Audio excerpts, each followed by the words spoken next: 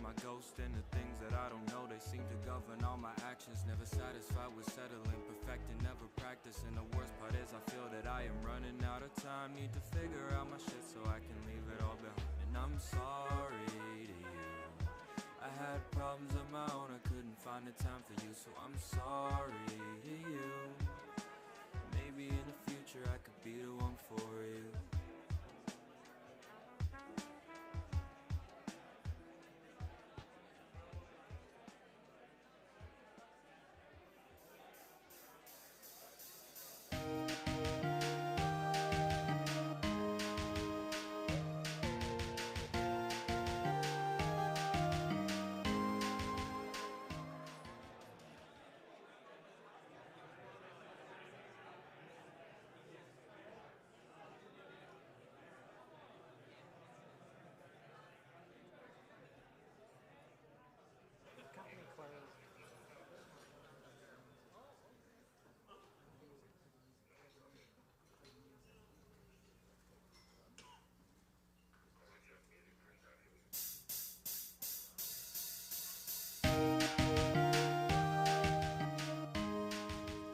Ladies and gentlemen, and all those otherwise engaged, your chairperson, Justin Elizabeth Sayre. Good evening, everybody. Hello. Oh, my goodness. Hello, hello. Good gracious, hello. Oh, my goodness. Hello, hello. Oh, my goodness. Look at all these gay people. Hopefully we won't get carded or something, you know. They're marking where we go now, just so you're aware. Good evening and welcome to the meeting of the International Order of Sodomites. I am, as always, your chairperson, Justin Elizabeth Sayre, reminding you that the International Order of Sodomites is a centuries-old organization promoting the lives and legacies of the LGBTQIA community. Basically, everyone freaking the fuck out right now.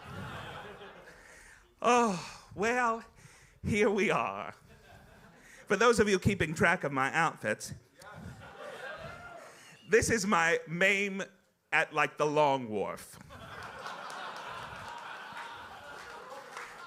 Not quite Broadway, but we're trying it out.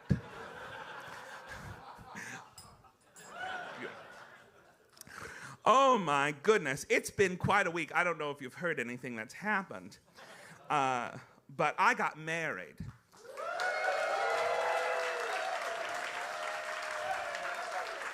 You know.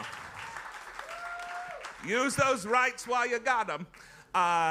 We went, and I have to tell you, being married's great. I like the process of being married. I like being like, oh, look, there's my wife, which freaks people out because they're like imagining some alcoholic mid-40s woman somewhere being like, he tells me it's just a phase. And I see the looks. No, what really bothers me about being married is the instant straight respectability politics. Because when you walk in and you're just a faggot and a tranny in love, people are like, this is a dicey occupation. But when you say we're married, they're like, oh, thank God you're reasonable. And I don't know about you, but I never wanted to be reasonable. I wanted to do poppers on my last breath, you know? I wanted to be like, still will. But I'm oftentimes kind of offended, inadvertently offended, by straight people being like, oh, isn't that so sweet? Look, you've joined the club. Now you can talk about water bills and mortgages like the rest of us. And I'm like, fuck you. I want to talk about the Martha Stewart documentary. Seriously? I've never masturbated so hard. Just her white woman-like denialism, I was like, oh my God. For those of you who haven't seen, have you all seen it? Of course you have. No! Go now. You already paid for the ticket. I don't mind. Best moment of the whole movie, right? Martha Stewart, looking immaculate at 80-something, right? And having done time, which just, I don't know, makes me feel like she's earned it. She's sitting in her living room, gorgeous, gorgeous living room, and she says, when your husband starts cheating on you, get out. He's a piece of shit. Get out of that relationship. And off-camera voice goes, well, your husband said he didn't start cheating until you had an affair.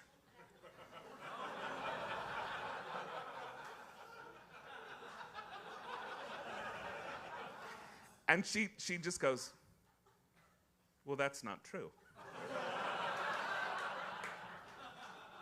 He told you that? That's not true. I wouldn't even call what I did an affair. I had a night with an Irishman. Which for some reason, as an Irishman, it really made me feel like we were back in like the Gilded Age. And she was like, I had an affair with one of those dirty immigrants. You know, like she was just like, oh, he was filth, but I loved him. You know, very kind of Miss Lady Chatterley's lover, you know. If you're into that sort of thing, which apparently I am. But yeah, no, it's a strange time to be married because we're planning a big wedding, which, gay weddings, the absurdity of a gay wedding. And I say this as someone currently planning a gay wedding, because you feel as though you've been given this right, you have to go big or go home. Like, you can't just show up and be like, oh, here. Like my parents, it's like, oh, one of us is knocked up, best we get this done quick. You know, like, you can't do that. We have to have a theme. And snacks and movies play. I mean, we're doing it all. There's fireworks and lanterns and Cher might rise from the dead. Who knows what'll happen? But I'm really starting to mind this thing because I think I come from that. It's amazing. We did the first one of these. We did the first meeting 15 years ago. Can you imagine? Yeah. 15 years ago, this month actually, I was at the duplex. Long may she reign. You couldn't catch me dead in there now because it's been taken over by wicked maniacs. We'll talk about that later in the show. But upstairs at the duplex, we did the first one of these, and at the time, the big battle 15 years ago was gay marriage. Like, do we want it? And I was on the camp of no. Not that I didn't want it at the time. I just thought there were other things we could fight for, other, priorities. I thought it was a rich man's fight and a poor man's grab, And I didn't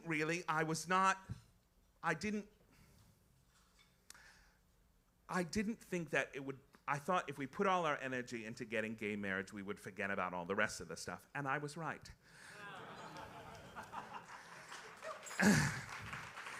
And now as we stand on the precipice of losing gay marriage, well, it's really, you think it would be comforting to be as right as I have for as long as I have. You think it would really be like, like, it's not. It's terrifying on my end, too. It's a really scary time, and I appreciate each of you being here tonight to kind of celebrate your queerness, to have a little moment of respite before we march back into the fray. It's a dangerous time, and everybody's freaking out, and I get it. But I truly believe that the more that we're together in spaces like this, the more that we remember all the victories that we've had, even in face of the endless losses we're up against, we can do this if we hold on to each other. So tonight is about holding on to each other. And first up, somebody I'd love to hold on to. Natalie Joy Johnson, everybody.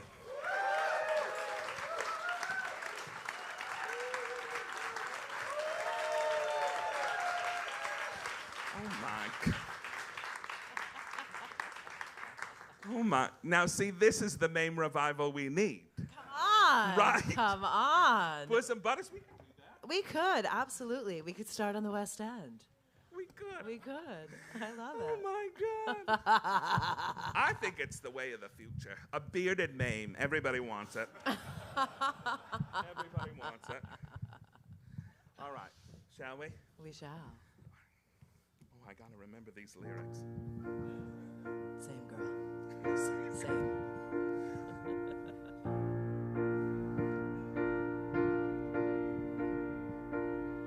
Whatever happened to fair dealings and pure ethics and nice manners? Why is it everyone now is a pain in the ass? Whatever happened to class? Class. Whatever happened to, what is it? Please may I, and yes, thank you. And how charming. You know them better than I do. Why is it everyone now is a snake in the grass? Whatever happened to class? Ah, there ain't no gentleman that's fit for any use. And any girl will touch your privates for a deuce. And even kids will knock you down so And they even can kids will knock you down so they can pass. Nobody's got no class.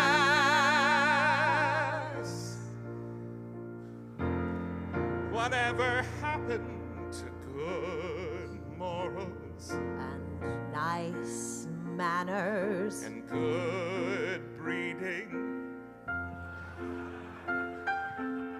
Now no one even says oops when they're passing their gas. Whatever happened to class? Class.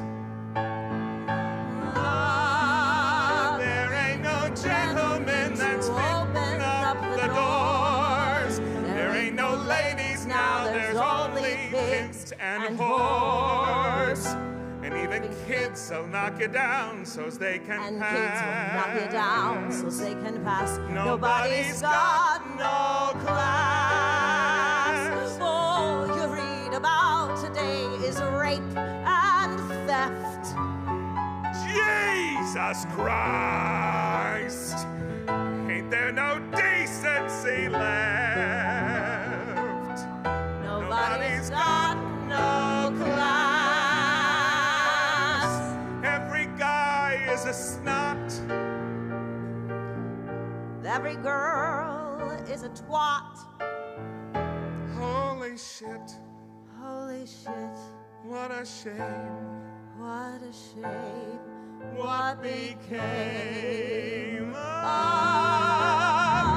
class?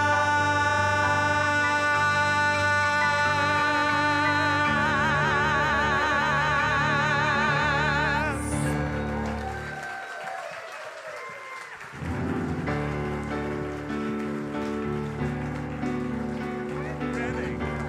Bosom buddies, these two. Vera. If I kept my hair natural like yours, I'd be bald. Oh my God. Drew Woodkey, everybody. The masked man at the piano.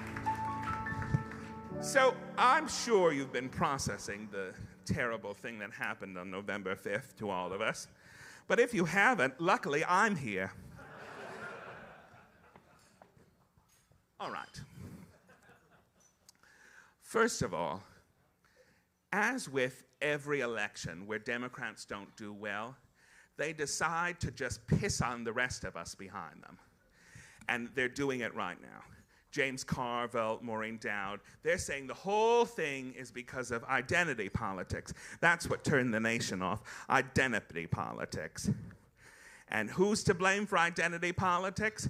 People whose identity are political. like you. Welcome to it. It's our fault that this rapist in chief won yet again.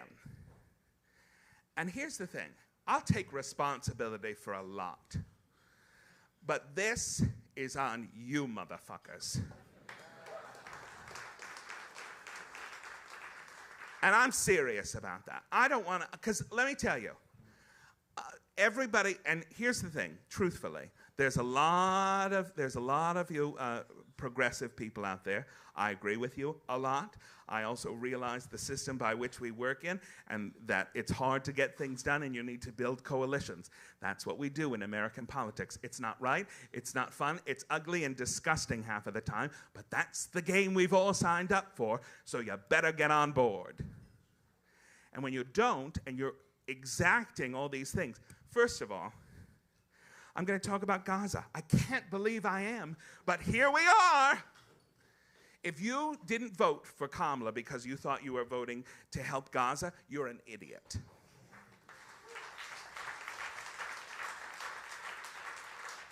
You're an absolute idiot. Because Trump started the whole goddamn thing with Netanyahu. And you can be pro-Israel, you can believe that in the Israeli state, you can believe in the rights of the Jewish people, absolutely. And you can also see the atrocities that are happening in Palestine. And you can also see that they're being run by a corrupt prime minister who is trying to save his own skin from jail. And who is he in talks with? Where did he go after he gave a lecture to the Senate? He went to Mar-a-Lago. So think, read between the lines of a very smart politician like Kamala Harris, who is talking about a two-state solution, who is talking about rebuilding Gaza. Was it perfect? No, but could we work with her? Yes. And that's how we get things done. And anybody who's been organizing for gay marriage, for gay equality, for gay anything knows that. But we all live in our little bubbles on our Twitter and on our Facebook and on our Instagram, where our opinions are regurgitated back to us over and over and over again. So we're right, and everybody else is wrong. But that's working against you. Because right now you need to know the fucking enemy because they are coming for you. And the more you want to live in that bubble, guess what, everybody? The bubble's popped. The bubble's goddamn popped, and they're all coming here. I told you this 10 years ago when they built the first fucking Target at 34th Street.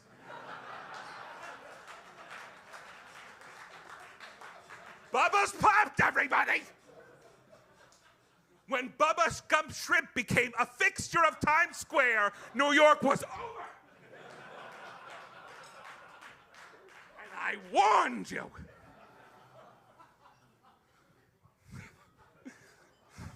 I did. Me and Fran Lebowitz, we're going to sit on a raft together.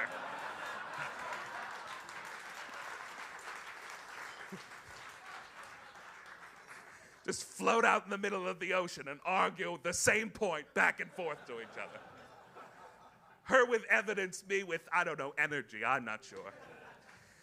No, I mean, I went through all the stages of grief as it happened. And it felt like 2016 all over again. Just sitting there watching stupid people run the world yet again. And here's the thing. America has many natural resources. Stupid people is one of them. If you can get stupid people to believe you in this country, you're gold.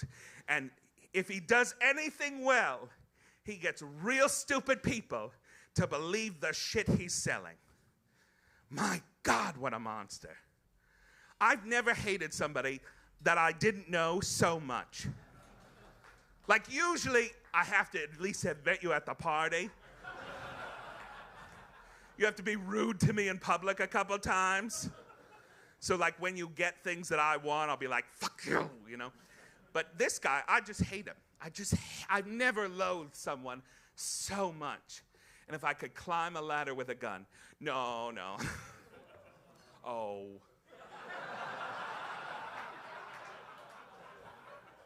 See, that's that liberal thing. We're all afraid of it. But now you'd watch a movie about people trying to blow up Hitler. This is Hitler, but dumber, without a schedule. That's the thing. You always thought the end of the world would be like terrible. You didn't think we'd stumble into it with buffoonery. You know, and that's what'll happen. I know, see, this is the tough time. Everybody's in so much shock that we're not really processing what's gonna go down. It's gonna fucking suck, everybody. You need to be prepared for it. And if you think you're in the bubble right now, you're not. You're not. ICE is gonna come in and clear out neighborhoods. There's gonna be people shipped out of this city. And the key right now is to hold on and be aware of what's going on. Don't listen to the media make this normal again. Don't buy into the fact that because he's an elected president, what he's doing is condoned. Don't do it. Don't obey early, as all the books on tyranny tell me. Don't kind of acquiesce your power. Because here's the thing. He's sitting around telling everybody he's got a mandate. He doesn't have a mandate. He won by 1.5 points. That's it. And all those people who voted for Jill Stein, don't fuck them.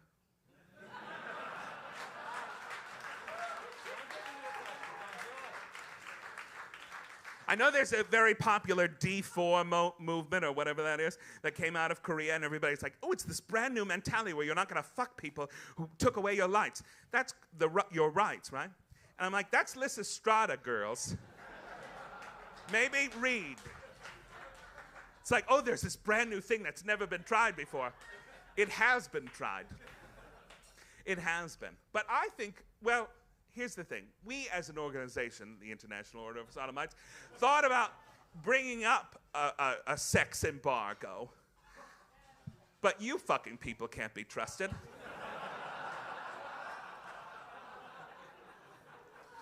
Don't fuck Republicans? Yeah. We know how you like it. Some dad from Long Island with a Make America Great comes to your house late at night. His kids don't understand him, and he's got that dick that's as big as a Coke can. And you think maybe if you teach him the tenderness of the LGBT community, he won't wave to you goodbye as you're being led off to some camp in Alabama, which will be fun for a moment.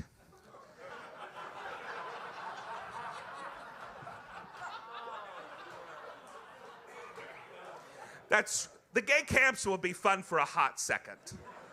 Let's be honest. Everybody will be like, hey, girl. And then, you know, we'll start having to make purses or Trump Bibles or something. And maybe there'll be sing-alongs. Who knows? But only for a moment. No, we can't. I don't know. This is the thing. I think everybody's kind of in denial right now because it's getting worse and worse as the day goes on. Like, they've just picked, if you've been paying attention to the cabinet picks, you kind of think we're getting punked. Like Matt Gaetz, literally Jack Nicholson's stand-in on Batman. You know? It's like the Joker is going to run the Department of Justice. Oh, but he can't because he's a pedophile. What? That's who we're up against? And here's the thing, there is this kind of Lisa Simpson mentality of like, we showed up, we did all the work right, we had fucking Beyonce, and it didn't work. It didn't work. Why? Because Americans are stupid. Stupid. Stupid people. And that's the saddest part of it. Because you thought we were smarter than this. You thought we were smarter than sitting through this bullshit again. But we're not. Because the price of milk was too high. And the price of milk outweighs you being the person you want to be, or you living where you want to live, or you marrying the person you want to marry, or your kids having clean air. Price of milk is very important to people. And you know, I have a lot of sympathy for a lot of people who are getting screwed by a system that doesn't count them in, because I'm about to real bad. But see, the difference is, I think about those people. And I want better things for those people. And those people want me dead.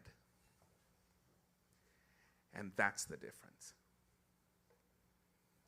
So if you want to go on an apology tour with the rest of the Democrats and say, oh, look at all the things we didn't do and we're not connecting to working class people, you can raise those people up and say, oh my goodness, you're getting the short end of the stick and it's hard to feed a family today, isn't it? And we can totally negate the fact that we're part of that family. And we can totally negate the fact that the price of milk is high for us too. We can draw ourselves out of it. And we can let those stupid fucking people win again. Or you can say, you've had enough. And you can protest. And you can stand up to this man, no matter the deal that he puts down our throats for the next 4 years. It won't be perfect. The days for perfect are gone.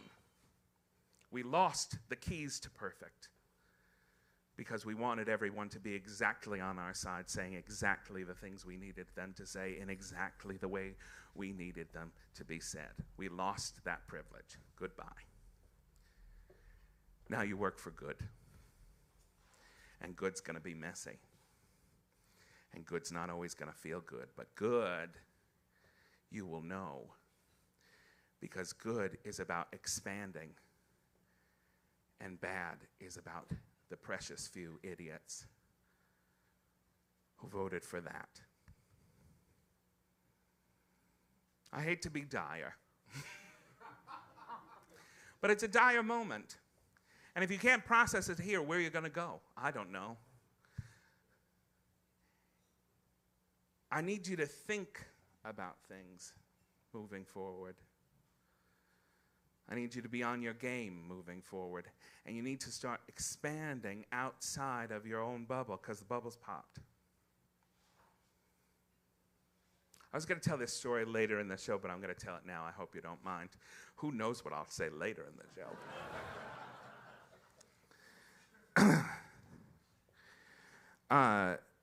When I was a kid, my grandfather told me the story of his sister who was on Broadway in the 20s. Marion. She was a dancer in Earl Carroll's Vanities of 1923. I have a picture of her in my house. It's one of my most prized possessions. And I was told she died very young of a tooth infection, which sounds very 20s, you know. That could happen. And 2 or 3 days ago, I was on the internet, and I was looking for some information about a project I'm working on. And I was on a genealogy website. I put in my grandfather's name, thinking, oh, I'll just see what comes up. And I saw his name and his parents, which I didn't even know their name. My great-grandmother's name was Mame. So you'll know it's in the blood. And I found Marion. I thought, oh my God, Marion, this was if I ever went on that show, Who Do You Think You Are? This is what I would ask, you know. So I was like, oh my God, Marion. And I found out she's buried in my hometown. I had no idea. And from her gravesite, I went to her obituary, and her obituary said she died in New York, 1928, May 12th. So I went to the New York City Hall of Records. Not literally, I was on the computer. I like you thinking I'm like a Nancy Drew, like I just went over. No. I went to 1928 May. And I went through all the names until the end and found Marion's death certificate. And when it says cause of death, Marion died of a botched abortion. She died of a ruptured ectopic pregnancy. She was 27 years old. she bled out at a hospital on 70th Street.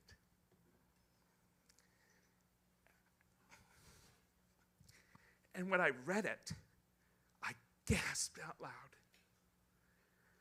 Because we think the issues don't touch us because we're not part of that group. And we don't have the same monikers as other people around us.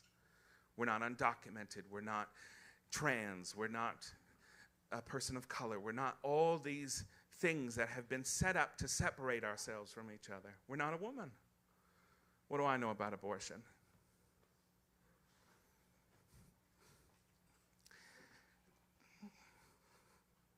I know the woman on my wall died of it, or not being able to have access to it.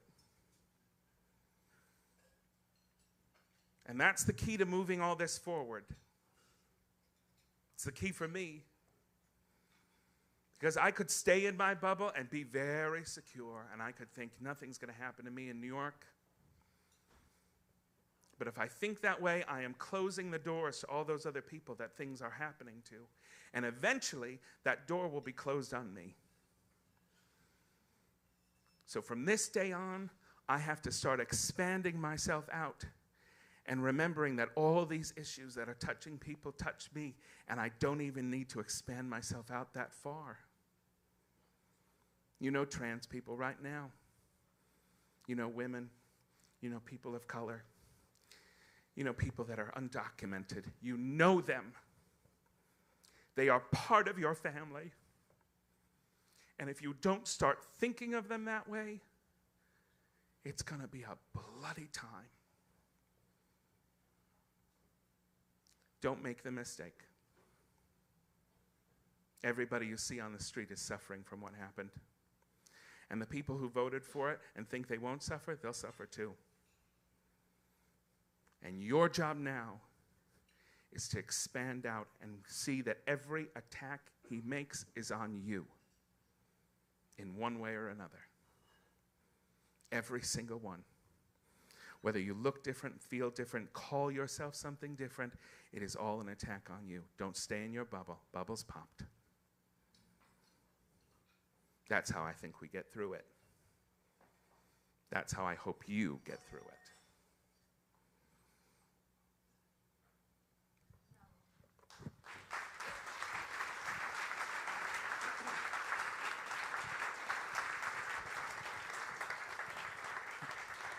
I think that's how I'm going to do transitions from now on.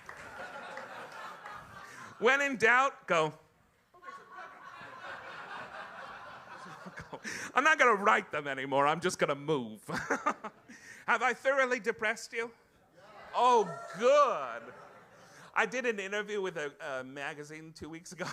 I was talking about all the bad things I thought were going to happen, and the interviewer started to cry. And she was like, really? I'm like, really, girl?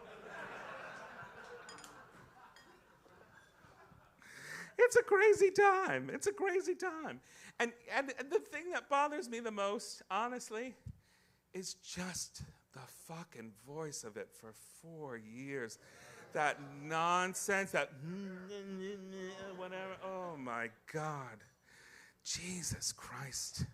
That's the thing. Say what you want about Hitler.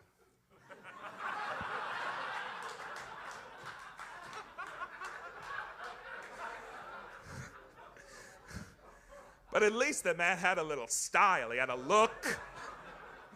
Pure evil. But he could really get that speech moving. Now we got this and that. Oh, my God. Jesus Christ. It's disgusting. Anyway, we'll talk about it more later. No, when I came into this show tonight, I said, it's going to be a weird one. It's going to be a weird one because it's a weird time. Are you feeling that? Oh, my God. On the subway, you're seeing people. I was in Little Italy 2 days ago. I don't know why. I don't know why. That's not for me.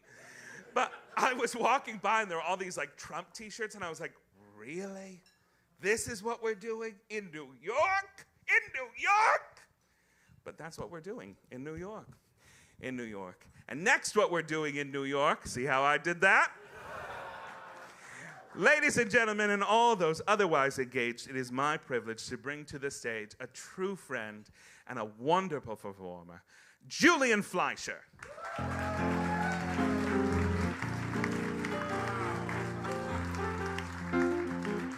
I sit now or later? Stay now, but you hand me that cable. Oh, sure. Yeah, there we go. Yes, that one. Julian gets very upset when I just introduce him and leave. He feels as though it's not personable.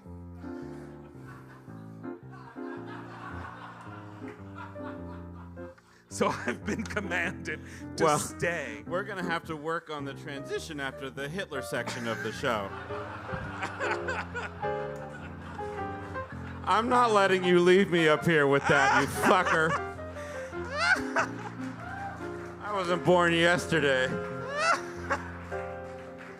Yeah. Oh. It's a strange time. I'll say. Thank you for that lovely introduction. I don't know how to start this song after that monologue, girl. Girl, I don't even know how to finish that monologue, as you can well attest to. Yeah, no, I know. I was watching backstage.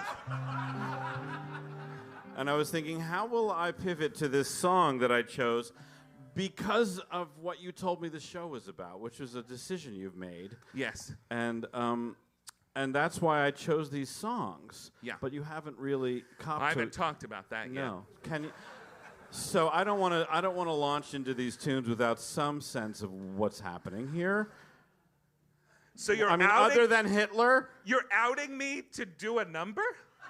No, okay, here's the thing. You told me that you thought this might be the last meeting. Yes. Okay. And Yes. so I chose a song that would be appropriate to that, but you haven't said that. Oh, this is the last one. Oh, fuck. That's terrible. Terrible news for those of us who I love know. this show. Why is it the last? I don't. I think it'll be unsafe for us all to be in one room together. So I chose a song to sing from my own catalog that was a song of goodbye. A song about everything you get out of spending time with someone you love. That's nice. What these folks may not know is that when COVID broke out, you were living in my cabin upstate. Yes, I was. You were writing a book. I was writing a book. And you were living there in the woods alone in the snow without even a car. Having a great time. Right, and then I showed up. That's right. Right. Well, COVID came along, and I called. I was like, listen, sister, you better move over. I need to come home. And I brought my guitar and my dog and my espresso machine. That's right. That's right. And we lived together for 6 wonderful weeks. Wonderful weeks. Wonderful weeks. Yeah. Well, they were good after you ate your gummies. Then things were good. It's true. Right around 7 p.m., things got better. That's how my nana. That's how my nana taught me. She'd have a couple of cocktails, and then everybody was her friend. You know. Oh yeah. Anyway. Well, your song's about goodbye, so goodbye. Goodbye. Justin Elizabeth Sayre. Nobody does it better. And my friend Drew Woodkey here, whom I adore. We went and saw the eclipse together. We did. Well, we got as far as Utica, which was enough to see like 90%. Yeah, it was pretty. We were almost in the whole the totalitarian. Right, if I remember correctly, no, totalitarian, whatever it was. Although Totalitarian government that we're about to get. Yeah. If I remember correctly, things got better when you took your gummy too. Yeah. Yeah, they did. Oh my God, maybe I should start with the gummies. Maybe you should, dear. Okay. So this is a little song that I wrote about saying goodbye. It was inspired by the loss of my dog, which, as many of you probably understand, is very painful. But I've discovered that it's come in handy on more than one occasion over the years.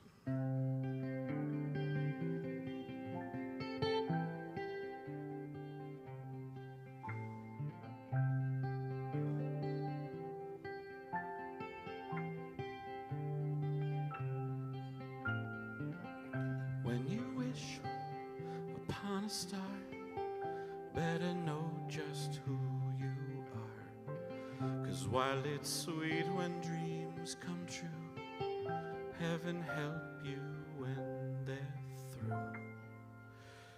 Dreams can take you far away, but can leave you any day.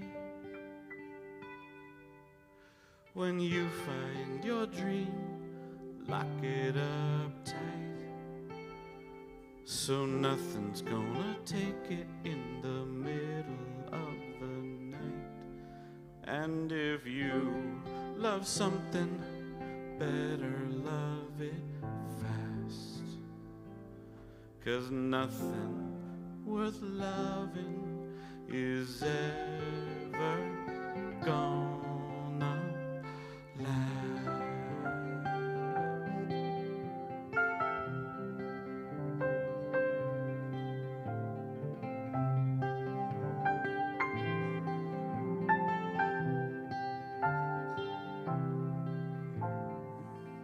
Inch by inch and row by row, that's how you make something grow. Every day down in the dirt, give that garden all your worth. But when winter says you're through, there's just one thing you can do. When you find your dream, lock it up tight, so nothing's gonna take it in the middle of the night.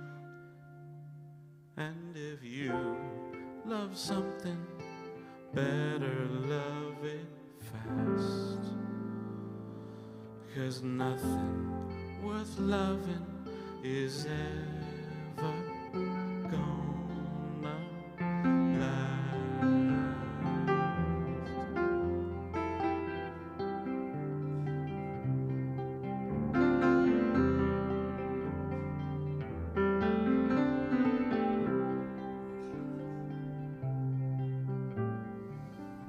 Long ago, far away, someone taught me how to play. He showed me the meaning of sky below and earth above. Here is all you need to know. Friends will come, but friends will go.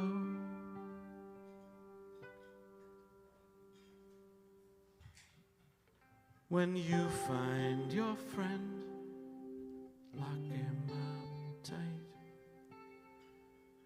so nothing's gonna take him in the middle of the night. And if you love something, better love it fast,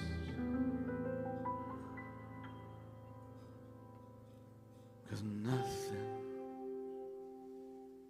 worth loving is ever gone.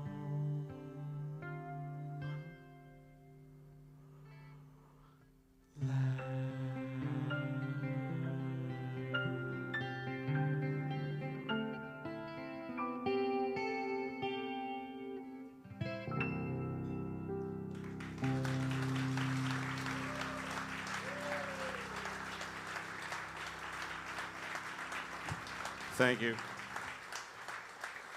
Oh my goodness. In the middle of that song, I started regretting singing that song. So here's another original, originally by another person. It's another song that I come back to over and over and over again. I truly believe that it's the third greatest song ever written after Joni Mitchell's Both Sides Now and I Will Survive, not by Joni Mitchell.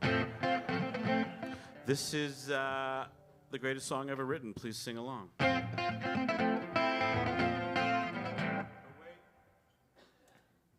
It's going to be better now.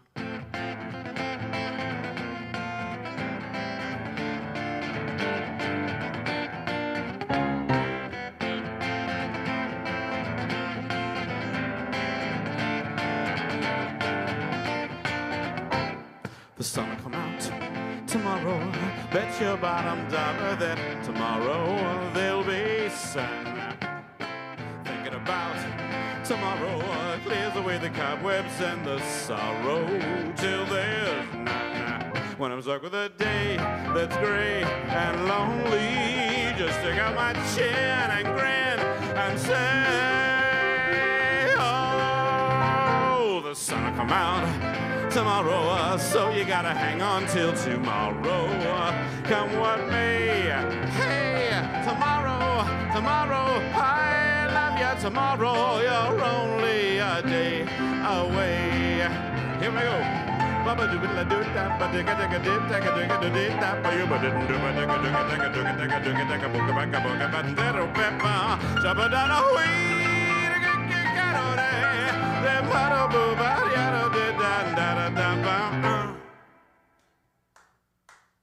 Thank you very much.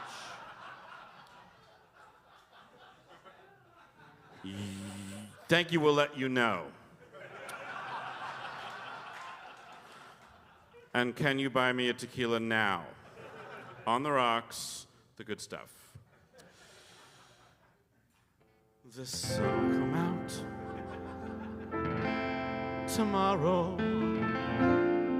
Bet your bottom dollar that tomorrow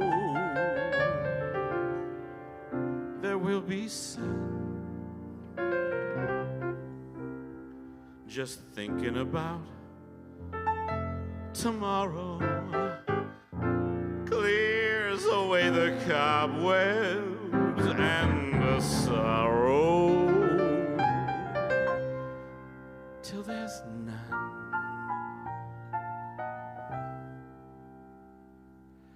I want to start with a day that's gray and lonely. Just take out my chin and grin and say, oh, the sun will come out tomorrow, so you gotta hang on till tomorrow, come what may. Hey, tomorrow, I love you. Tomorrow, you're only a day away. Tomorrow, I love you. Tomorrow, you're only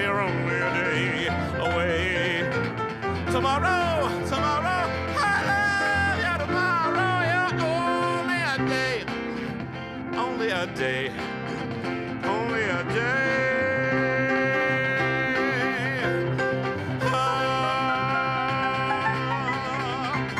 away.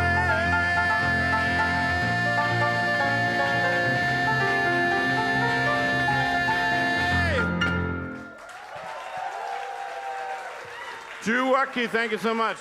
Julian Fleischer, everybody.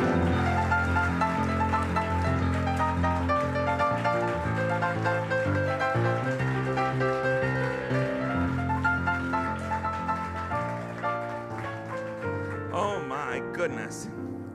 Well, now it comes. What? I'm always cleaning up. If you're like me, which hopefully you're not, because it's a lot of upkeep. You are interested in gay media, not all of it, but you pay attention. And recently I've been noticing there's a lot of gay media coming out all at once. And I don't know if it's like a pick-me-up, because we had a very bad time recently, or if it's like, we better get this out before things get really bad. I'm not sure. I don't know if it's a Weimar situation, or if it's just like, we better clear the deck so we can start making Guardians of the Galaxy 12 again. didn't see 1 through 4. First up, of course, you've all been, I'm surprised you're here tonight. I'm surprised you're not painted green and losing your goddamn mind somewhere. Seriously, seriously. You think that Cher, like, pissed on everybody, and now we've all become superhuman. Like, there's some kind of strange, wicked's in the air, and gays are losing their fucking minds. It's been on Broadway for 20 years. You could get a ticket any day of the week and go see it. But now it has Ariana Grande in it and Cynthia Erivo, who, let me tell you, I love Cynthia Erivo. I really do, because I don't want to be recorded saying I don't. But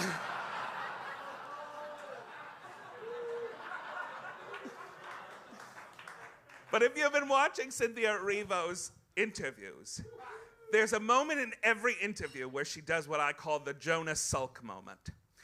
And for those of you who don't know who Jonah Salk was, apparently you don't, he discovered the polio vaccine.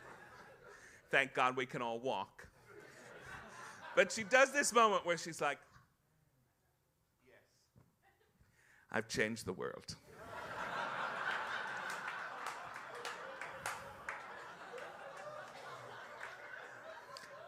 Yesterday, different. Today, you're welcome. I mean, really, I haven't even seen it yet because I don't know if I can handle that kind of gay explosive joy right now. I'm still a little morose. I don't want to go and see like a gaggle of people dressed color coordinated. Fuck you. Seriously? You couldn't go canvas in Pennsylvania, but this you have the outfit for?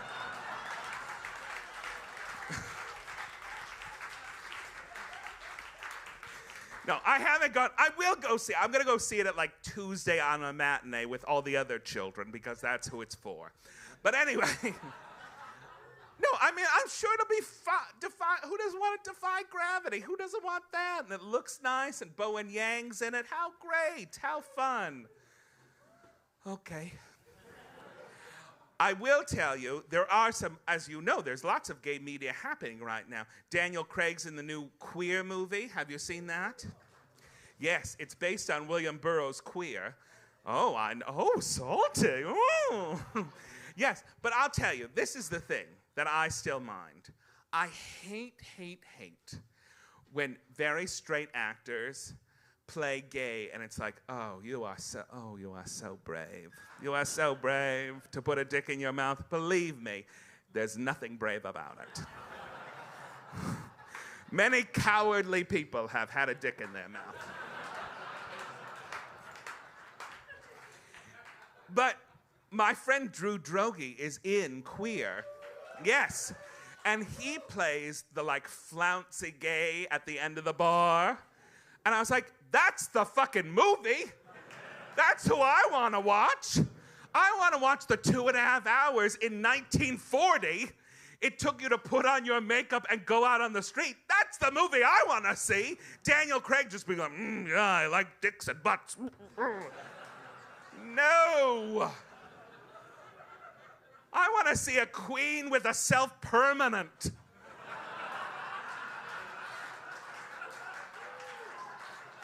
That's my Rosa Parks. I don't need some straight acting bullshit. Come on! I want to see just someone who is so gay their life is falling apart. They have paupers and unpaid taxes and they're just, you know, like that's what I want to see. I want to see that movie. You know? I want to see a movie where somebody's walking around their apartment and they pony. Do you do this? Have you ever done this? You have. I know you have. You'll be walking through your apartment, you'll go. And you will just notice that your wrists are kind of at nipple level. And they're hanging down for no reason. You're just like an alert mongoose. You're just like...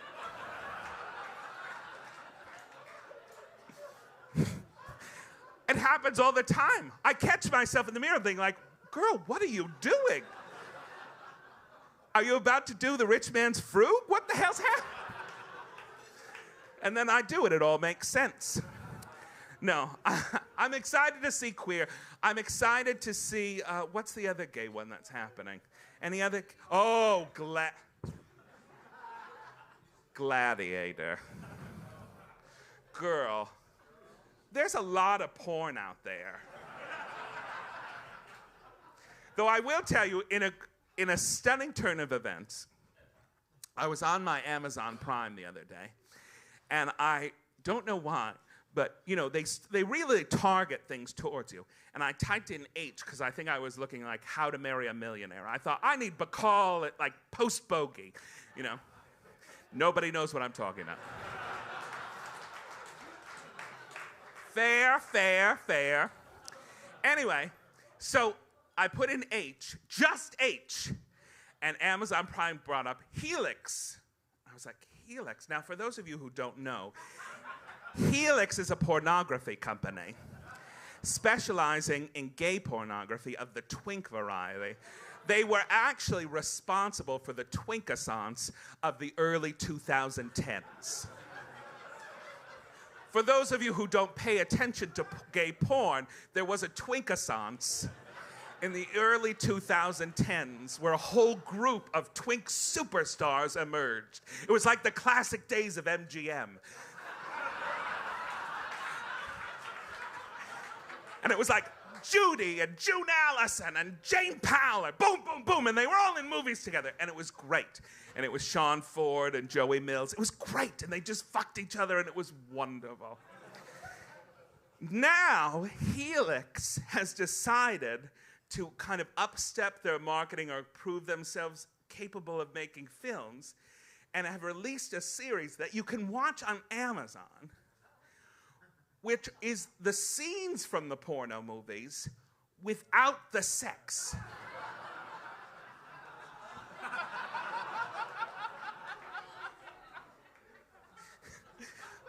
Which you think is a cruel joke, but I'm in season 2 and it's riveting.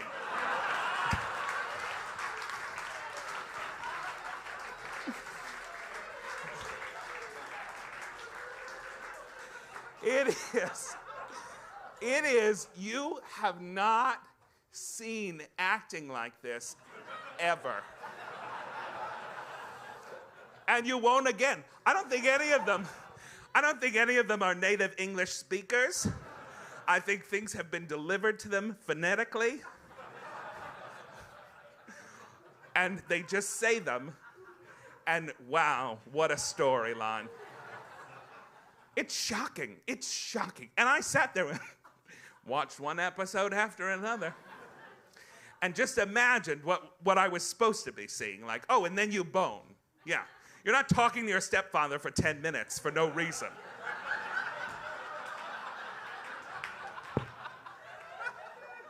Then, like, episode 3, I started getting too involved in the plot. And I'm like, that doesn't even make sense, Bradley. 2 scenes ago, you were talking about why the pizza wasn't hot. Yeah. It's very upsetting to me.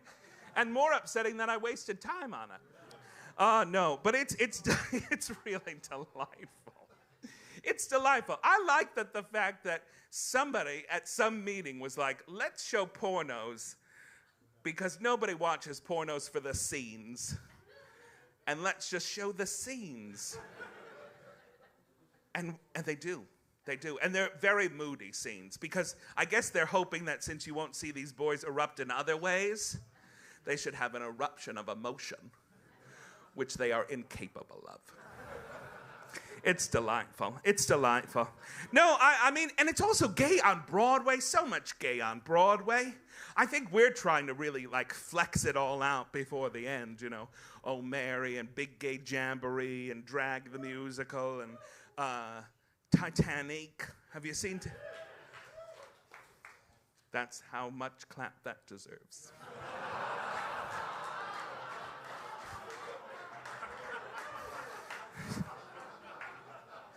No, can I say that? I don't know why, but I think I missed out on a disaster movie with Kate Winslet is romantic. I didn't get it at the time. I was like, oh, all those people froze to death. We should dance to that song at prom, But the night I went to see it, and they were all very funny. Titanic is very, very funny. But, you will see a bunch of 20-something-year-old girls with White Claws in hand lose their fucking minds. They're so excited that they know what's going on. So excited. I'm also excited. I'm very excited to go and see Audra as Gypsy. Because I'm actually curious. I've seen all the Gypsy revivals since Bernadette. And I liked Bernadette. I liked Patty very much, saw it twice. I've listened to all the recordings, so there's a lineage. I'm skeptical. Not because Audra's not a great actress, but she's just so nice, And I think Mama Rose has to be unnice. But I'm excited to see it. And gays, once you get into certain rabbit holes on YouTube, gays will send you everything.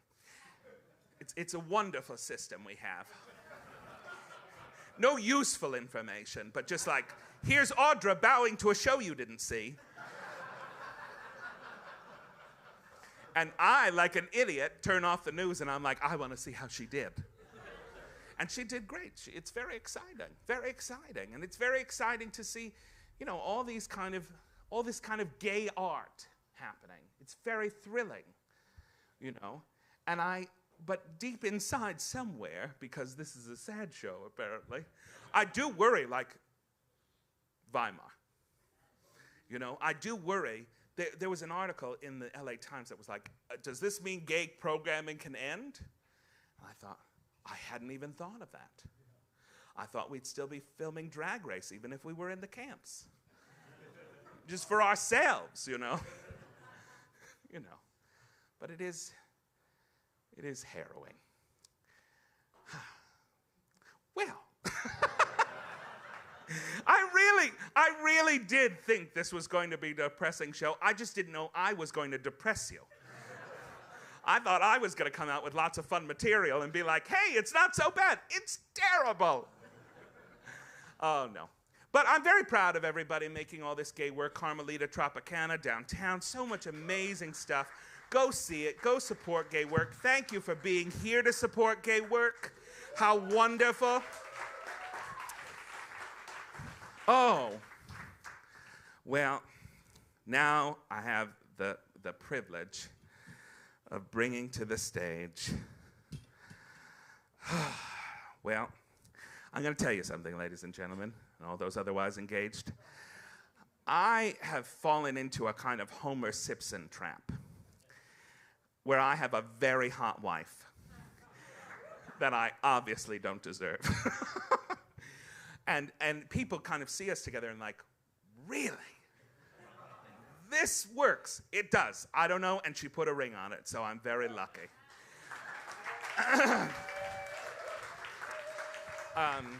But I'm bringing to the stage one of the most gifted performers, a true wonder in my life, and about to be a wonder in all of yours. Ladies and gentlemen, and everyone in between or undecided, my wife, Fempath.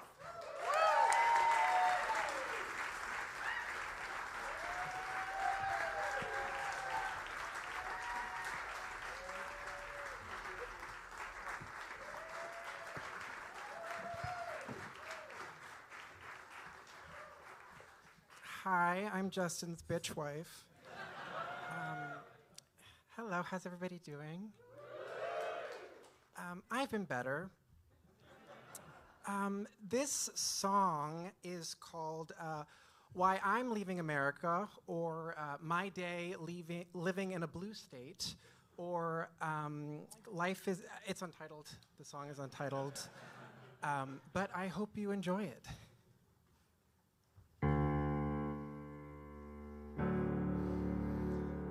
What good is sitting alone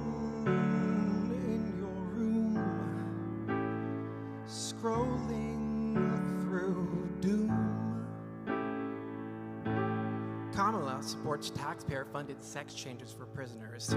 Sorry, for prisoners.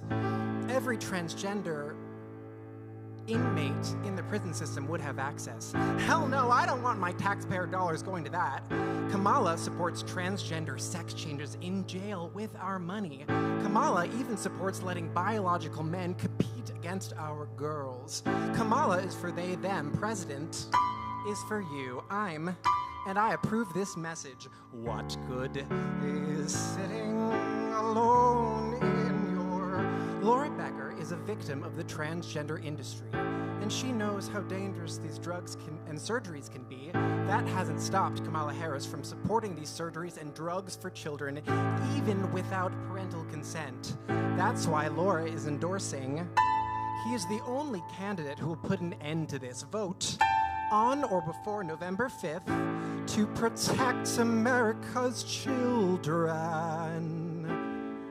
And I wrote, I'm trans, fuck off, which was pointless because it was an automated message but felt good in the moment. What good is sitting? This one's from my brother. Hey Mari, just wanted to let you know I've been thinking of you and sending lots of love your way since the election day. I'm so sorry our country let you down in such an unforgivable way. And I can only pray that the decency and goodwill that unites us triumphs over hatred and vitriol that has become too widespread. That being said, I can't imagine the fear and anger and disgust you must be feeling right now. And I understand your decision to leave the country. I hope there will be a time soon where you and Justin feel comfortable coming home again. I love you very much, and I'm here to support you. Heart emoji. And I said, I'm leaving the country because of anti-trans propaganda, and you continue to work for a company that spreads it. Your actions speak louder than your empty words. It's called the Free Press, it's shit. What good is sitting? This one's from my mother. If Kamala wanted to win, she really shouldn't have said that thing about transgender surgeries for illegal aliens in prison. Don't be myopic, Mari. I'm only saying we should stop fighting for your rights now so we can get them for you later. La la la la la. What good is ha ha ha ha ha ha ha from the fucker on the L train? Everybody's staring. I know I look amazing, but actually fuck off. Like actually fuck off. I'm gonna cut someone. What good is? Oh, here's some debasement from dwellers of the basement. They've got a message, wanna do some wreckage. We will exterminate you, they said. And I say good. What good is? You ask me why I run away. What good is? And here's my reasons not to stay. What good? You ask me why. You ask me why.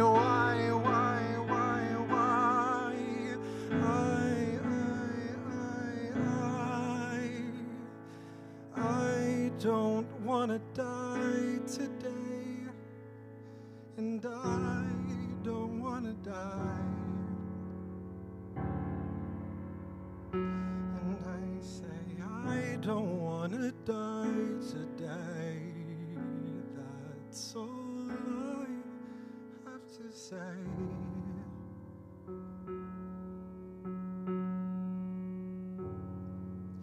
Life is a cabaret, old chum, only a cabaret.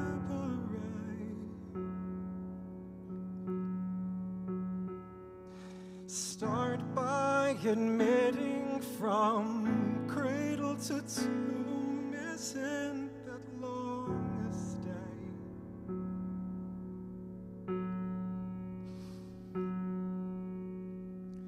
But Life is a cabaret, old chum. Only a cabaret, old chum. Goodbye, New York. And I love a cabaret.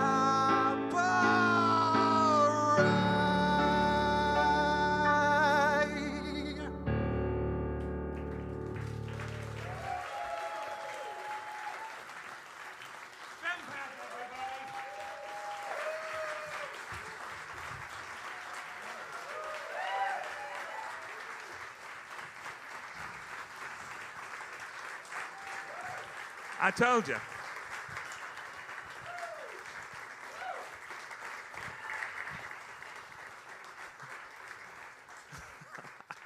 I got a hot wife. Ladies and gentlemen, and all those otherwise engaged, it is now my privilege to bring to the stage the one and only Cunty Ham.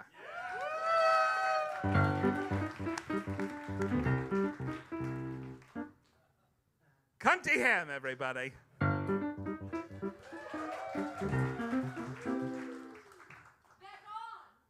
Cunty Ham, everybody. The Sound of Music reference in 2024. Hello, everybody. My name is Cunty Ham. Thank you. If you want to know a little bit about me, do you? Well, I was born in a small town called the Upper West Side. My mother is John Waters. My father is a Bichon Frise. I'm not a man. I'm not a woman. When the nurse held my jiggling Jell-O cup body, she turned to my mother and said, "Congratulations, it's a girl." I cricked my neck and I said, "You want to make a bet, Barbara?"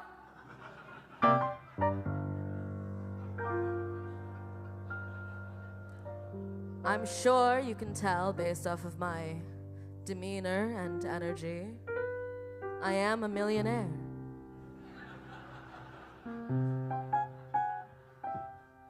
I got my money by inventing the bidet. You're welcome. I have many ex-wives and many ex-husbands. That's right, I'm bisexual. Meaning when I come, I say bye.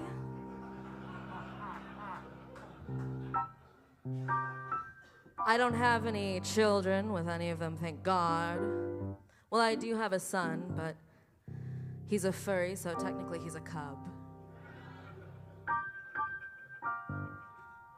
Do you ever wonder who you are? I wonder who I am every day. I'm curious. I walk down the street and I see people looking at me, snarling, smiling, laughing, pointing, loving, laughing, crying. L'ami si frais. And I wonder, truly, what am I? Maybe I'm a creep.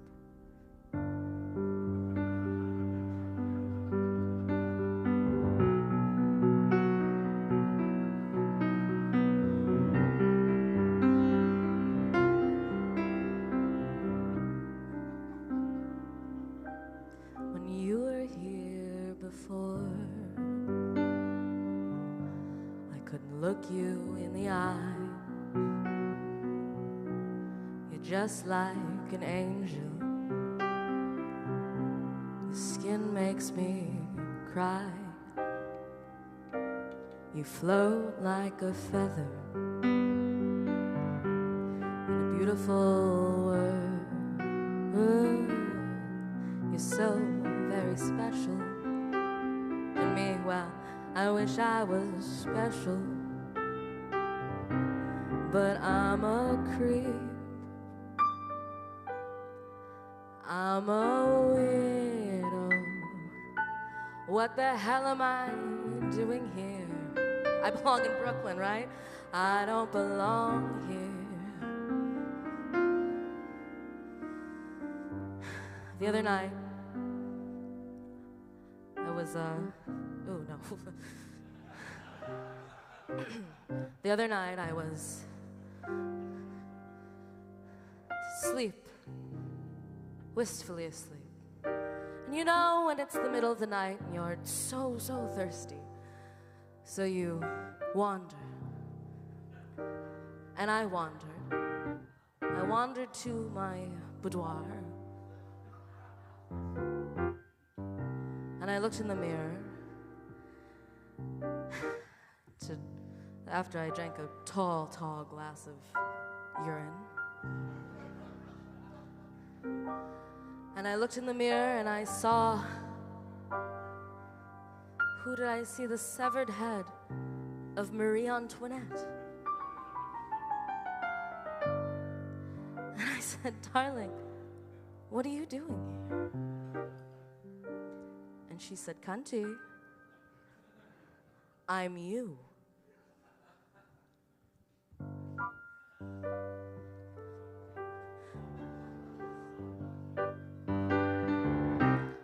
I don't care if it hurts. I want to have control. Oh! I want a perfect body. Oh no, I want a perfect soul. I want you to notice when I'm not around. You're so very special. And me, well, I wish I was special, but I'm a creep, I'm a weirdo. What the hell am I doing here? I don't belong here.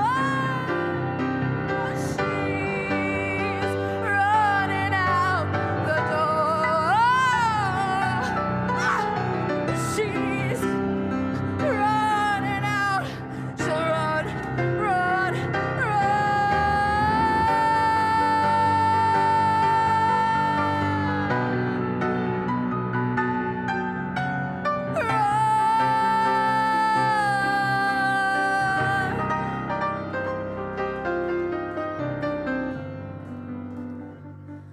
So I looked back in the mirror and I saw her again. Miss Antoinette. I said, what do you think? What do you think you are? Let them eat cake? Well, I'm gluten intolerant, bitch. And I asked her, what do you think about things? She said, what do you think about things? And I said, well, I think assassinations should be back in style. Whatever happened to the guillotine? Shall we sharpen it? I got my guillotine on Temu.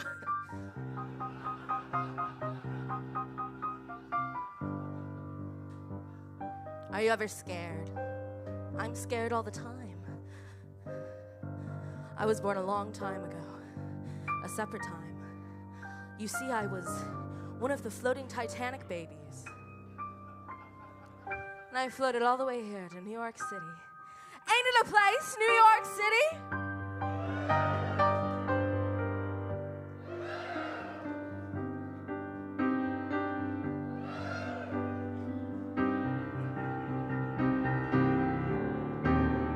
Whatever makes you happy, whatever you want, you're so very special. I wish I was special, but I'm a creep. I'm a weirdo. What the hell am I doing here? I don't belong here.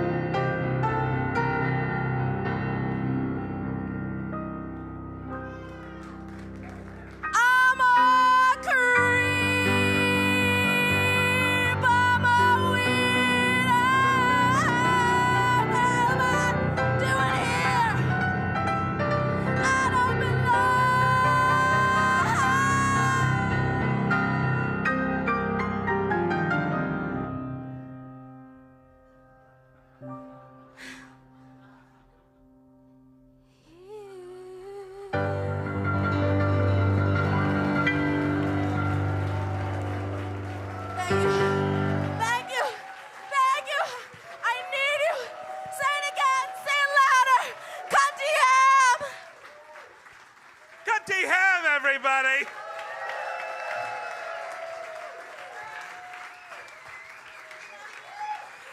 The kids are all right. I love it weird. I really, oh my God. I'm dying backstage. Oh, Drew, you could stay, honey. You could stay. This is short. We ran long, and I know that's typically how this show goes, but I wanted to say something to you, as if I haven't said enough. I know it feels pretty bleak right now, and I know there are few glimmers of hope. But I need you to remember who you are. You come from a very proud legacy of people who stood up to worse, who had whole networks of friends in cities and in bars that used to get raided by the cops regularly, who saw a pandemic avoided by a government that turned a blind eye because they didn't care that the people were dying, because they thought those people were expendable. And out of sheer grit and love, you changed the world. You did that. People like you. You changed the world. And you can do it again. You just have to remember how fucking powerful you are. Every day. How much a difference your love makes in this world. What new avenues of thought you pave for each of us. What new ideas about what it means to be a person you give us, you teach us. That's what we're here to do as queer people. That's what we've done since the beginning of time. We reimagine the family because we can't have one biologically, so we have to expand our love out into the world by different means. You teach the people how we should love one another. And in the darkest moments of what's to come, that's the thing you need to hold on to. You're creatures of love, no matter what they say. And you are trading in their lies for a truth that rings so deep within you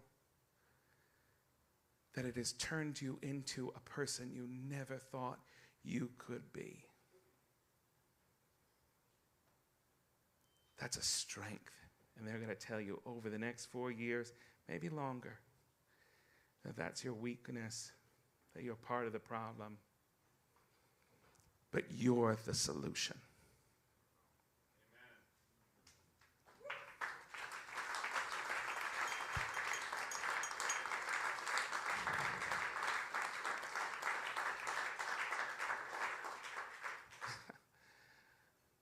I don't know if I'll be in New York. We're making plans to get out. And I have a lot of complicated feelings about that. But I'm doing what's best for my family. And I'm making sure that I can fight. And I want you to do the same. Make sure you can fight. Make sure you take care of yourself. Take care of the people close to you. So that every day you can show up in any way you're going to show up and fight them. Because this dragon has so many heads. If we don't keep fighting and we don't take care of each other, it'll be the downfall of us all. But I have great hope. Because I look out tonight, I see so many creatures of love. And I'm so thankful. Thank you for being soft little boys and tough little girls and people who didn't know who they were, but who grew up into shining examples of possibility. I'm proud of each and every one of you, even the bitches I don't like.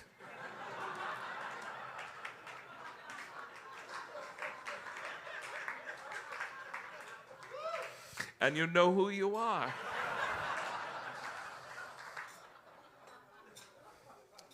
But we'll get through this because we've gotten through it. We've gotten through it because we're stronger than they ever give us credit for. And if you think about all the people that have come before you, honey, think of old Marsha P. Pay it no mind and carry a fucking brick in your purse. Ladies and gentlemen, and everyone in between, it is now my privilege to bring to the stage Alisa Gindes. Hi, everyone. Real quick, do y'all know what's going on with the blue bracelets? Yeah. Okay, some of you don't. For those of you who don't, there are white ladies who want you to know that they did not vote for the orange man, and a way to let you know is by wearing these blue bracelets. Cut it out. Because this is our safe space, okay?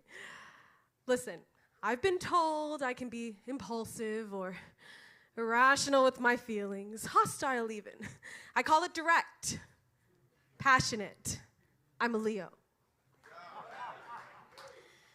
Anyway, my therapist tells me that I should write things down when I'm approaching my max. Well, given the state of the world, I think we're all at our max. So, in the only way I know how, when one can no longer speak, we rage, we sing.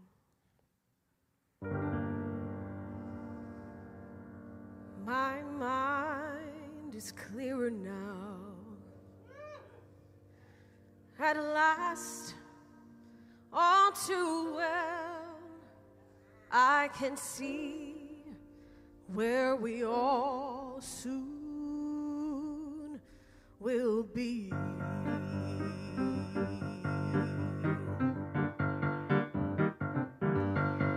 There's gotta be something better than this. There's gotta be something better to do.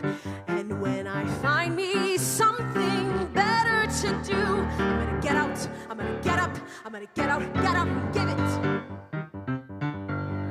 There's gotta be some life cleaner than this. There's gotta be some good reason to live.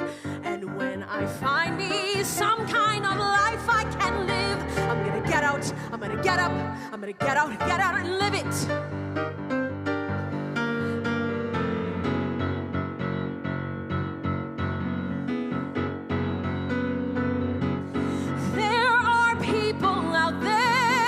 Unafraid of the sorrow, unafraid of tomorrow, unafraid to feel weak, unafraid to be strong.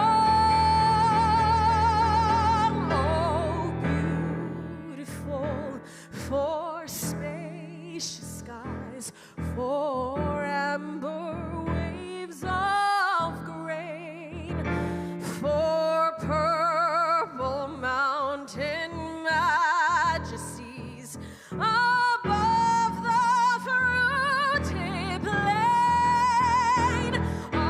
America, America, America. There was a time where the person in motion, I was your friend. It never occurred to want more. You were my sky, my moon and my stars, and my ocean. We can never go back to before. We can never go back to before.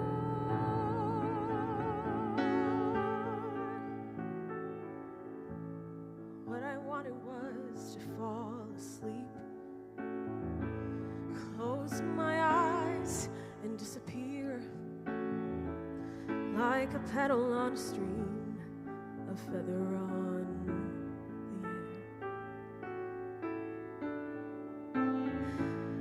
air. Is anybody listening? I open my mouth and nothing comes out. Nothing's gonna make me now.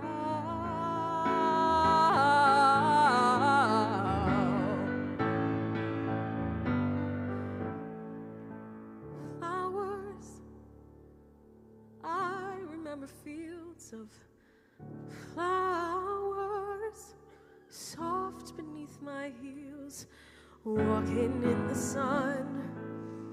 I remember someone by my side who turned their face to mine, and then I turned away into the shade. Nothing's gonna wake me now.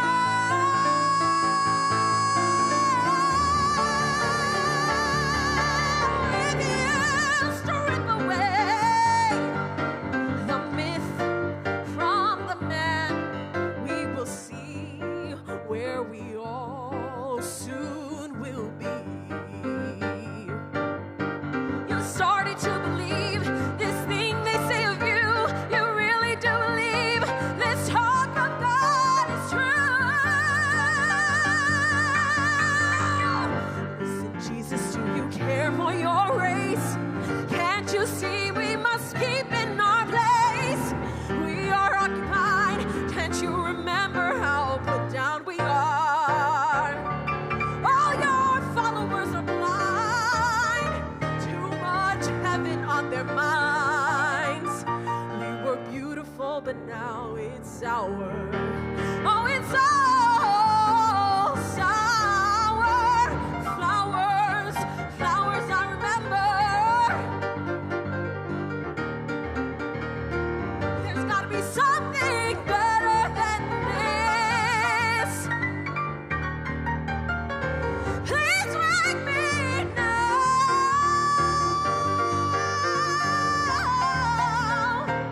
We can't go back to before.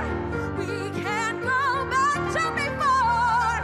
We won't go back to before, 'cause it's all gone. So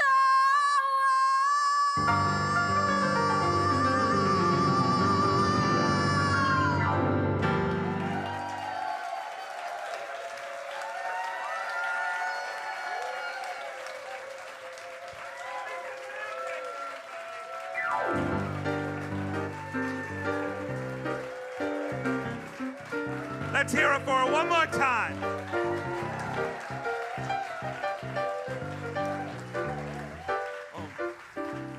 It's now time for new rulings from the board.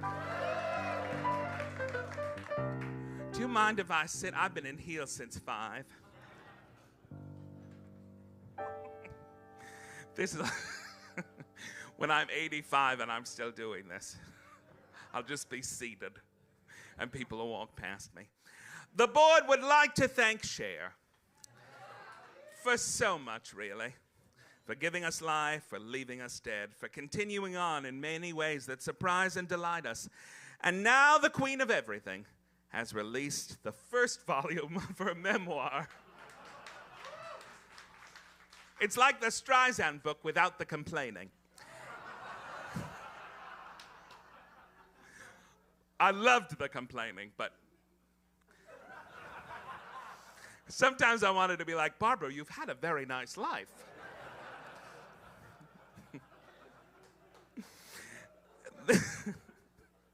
This book is written for us and by us. That doesn't mean I don't think Cher wrote it, but I think at least a gay person typed it. My favorite part of the book so far is Cher's author bio, which is 5 words long. Cher is a global icon.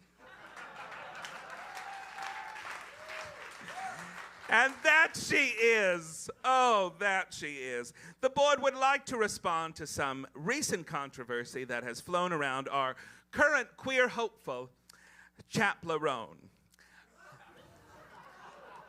I know. All right. This is for true. I'm over 40. And I didn't know how to say it for a long time. So I just started saying Toblerone. I was like, Chaplerone, which I like better than Chapel Roan. She's, as I'm about to talk about, she's not really up for notes. Anyway.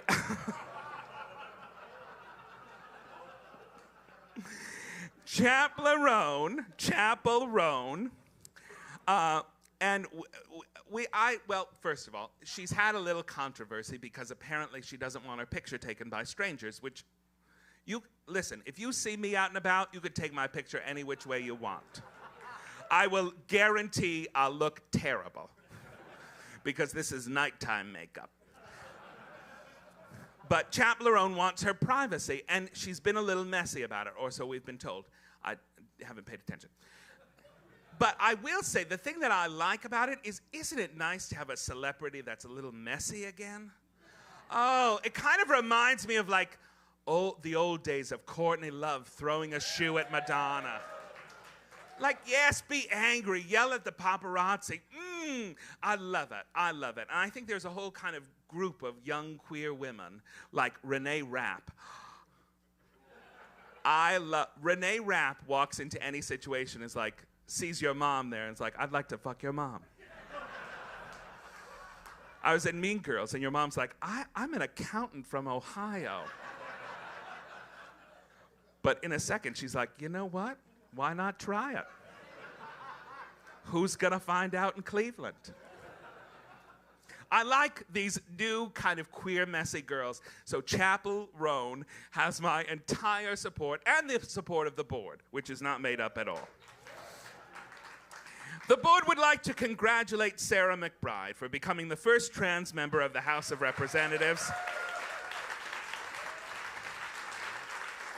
Sarah has thus far shown herself to be a smart, capable politician, and we wish her all the luck in the world as she deals with a place that is full of not so smart and not so capable politicians.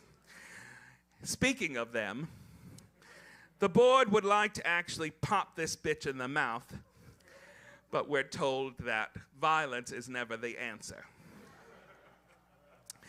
However, in the words of Jill Scott, queens don't swing, if you know what I mean. About to take my earrings off, get me some Vaseline. When it comes to the nastiness that is Representative Nancy Mace, who is generally known as an absolute asshole, and who has used the story of her own rape against other rape victims to promote the rapist in chief, who couldn't put a pissant bill through a committee of 3, and in all efforts and reasons is like the Diet Coke version of Marjorie Taylor Greene, is now taking a note from the bleach blonde bad built body book and decided to make her stance on female bathrooms at the Capitol. This is her crusade. This is the thing she decides to die on a hill about, excluding one person. Think how petty you have to be in a world on fire to make sure that one person doesn't pee in your bathroom. This is old school water fountain shit, and I can't stand it. And if I ever see Nancy Mace, I'm gonna slap that bitch.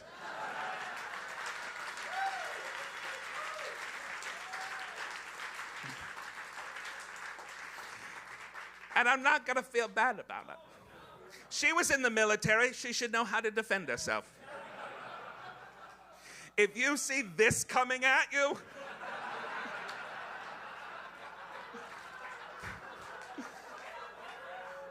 because I say I want to fight, doesn't mean I know how to. She gets hit, she gets hit. The board would like to take a moment to address another real piece of shit named Josh Cedar. For those of you who might not know who Josh Cedar is, and I hope you don't, He was on The Bachelorette. Why? Why? Josh Cedar didn't win The Bachelorette, as if anyone wins The Bachelorette. But Josh decided to do a little experiment on the internet and came out as a trans woman. For a whole year, Josh showed up in female, kind of feminine clothing and terrible makeup, and said, I'm a trans woman. Look at me, I'm a trans woman, I'm a trans woman. And we, like every trans woman, like every trans people, greeted her wholeheartedly. Welcome to the community. Sure, we'd like you to dress that pussy up, but you're figuring out a lot of things right now. You've had trans friends who just start their transition and you're like,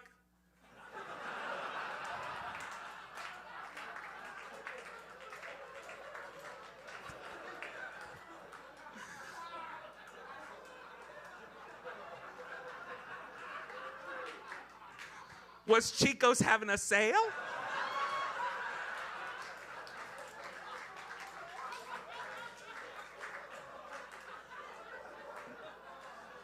But you're patient and you're supportive and you go, we'll get you through this, girl. We will get you through this. If we love anything, it's a makeover. So for a year, Josh Cedar was on Instagram proclaiming to be a trans woman and looking like absolute trash. And then at the end of it, proved he was trash and said, see, the whole thing's fake. There's no such thing as a trans woman because I was pretending to be one and you believed me, so you're the dupes. What a fucking asshole. And seriously, to turn our own welcoming sense of ourselves on us, who looks worse? You dressed like an asshole for a year. A year. If you were really trans, no one would have let that happen. Month 3, somebody would have stepped in and be like, let's talk about shading.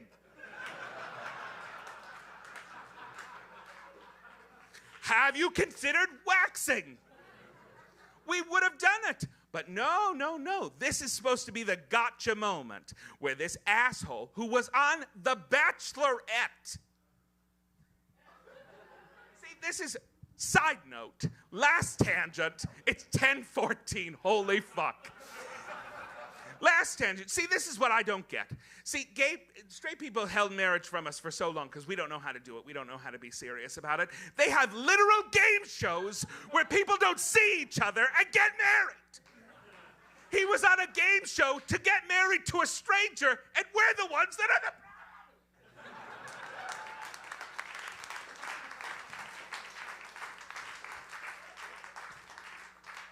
the... Fucking hate these people. The board would like to congratulate Alex Consani for being the first trans woman to walk for Victoria's Secret. We couldn't be prouder. Go on, you beautiful angel, and confuse middle America.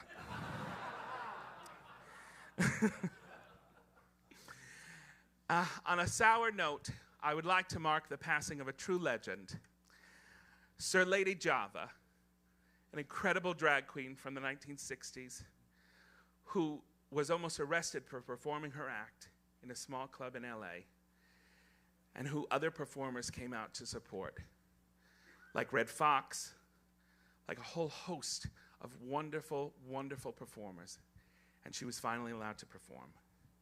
She's a trailblazer, and there's not enough said about her. And we just lost her last week. Sir Lady Java was drag before drag. She put it out there in a world that we cannot imagine because of people like her. And her passing is a huge loss to us all. On another note, Morgan Gindes just recently died. What a brilliant playwright. What a brilliant downtown asset. We stand on the shoulders of giants. And finally, the board would like to thank the gay gods, who obviously have no power in politics or the law, but can really show up for television.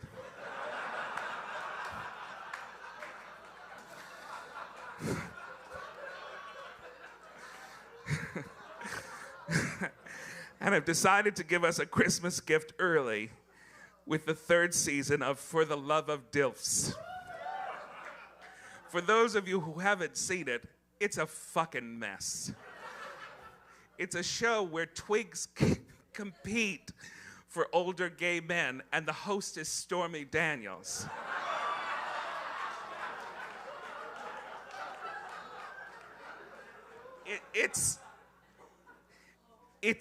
You can't look away. You can't look away. There's a viewing party at the Parkside Lounge next week. Be there.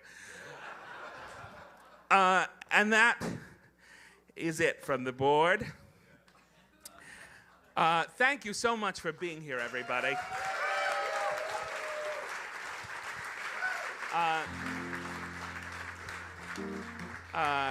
We're going to do one song, and then we're going to leave you alone. Is that all right? You feel... I know it's long, but... nah. Usually we'd be here till midnight, so. I just want to thank you all because it's true. 15 years ago, I did the first one of these at the Duplex because I didn't know if there was a world for the kind of art I wanted to make. And in 15 years, I found out there was a big world for it. And I have each and every one of you to thank for that. I'm so proud of you. I'm so proud of myself. My God, how many years we've been doing this.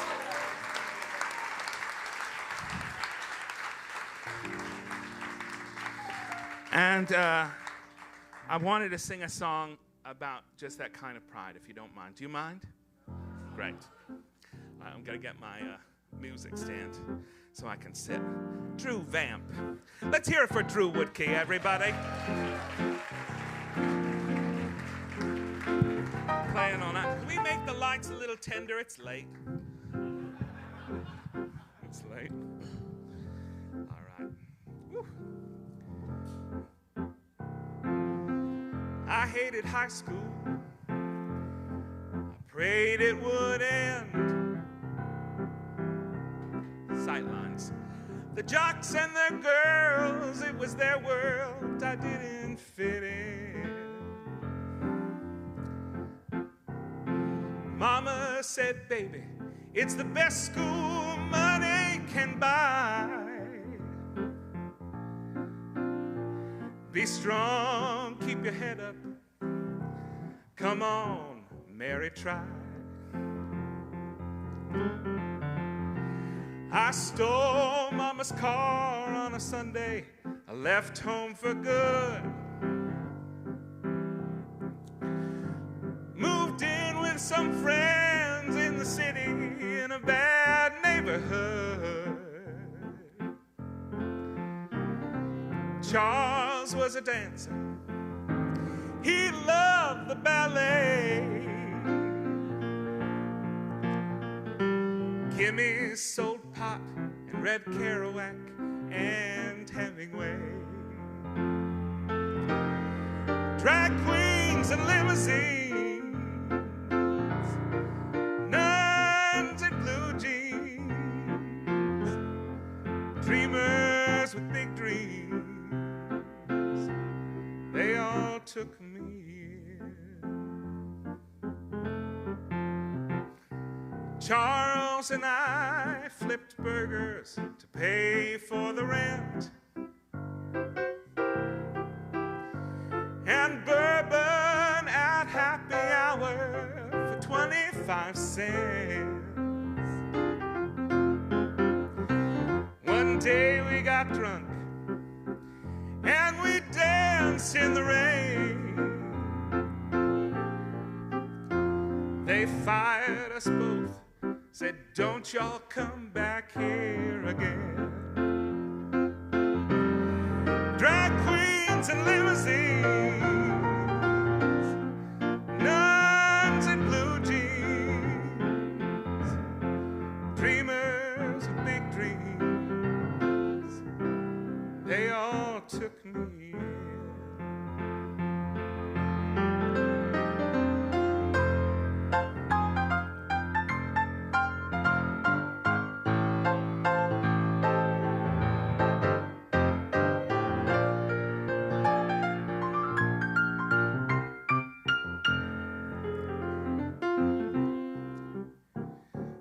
dad went to college, then worked for the state.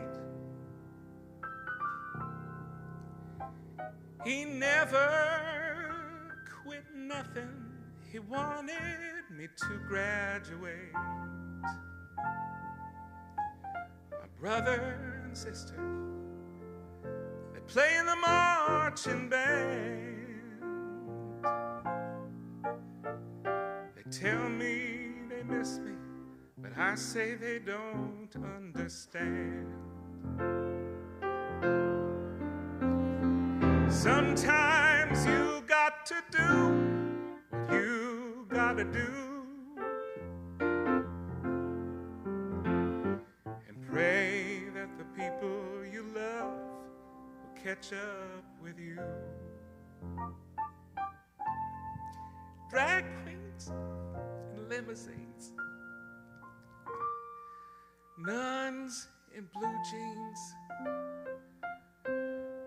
dreamers with big dreams, poets and AWOL Marines, actors and barflies, writers with sad eyes, drunks who philosophize.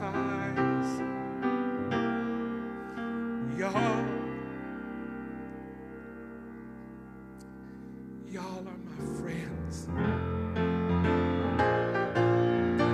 The meeting's adjourned. Thank you. Good night.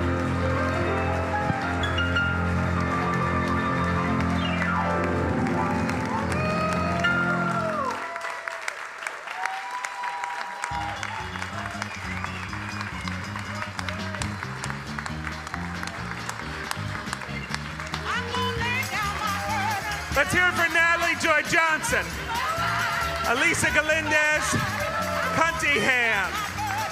Let's hear it for Julian Fer. Last but certainly not least, my wife, Empath. And let's hear it for each and every one of you. Thank you so much. Thank you to everyone in the booth.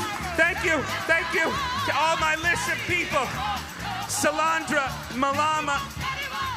Here, read these and tell me who they are. I cannot. You cannot. Siddhartha, Melina, Ainsel, Navale, Carlos, Peter, Marty, Izzy, Alejandra, John, Yon, and Shannon. That's right. That's right, everybody. Thank you very much. I didn't bring my glasses. Good night, everybody.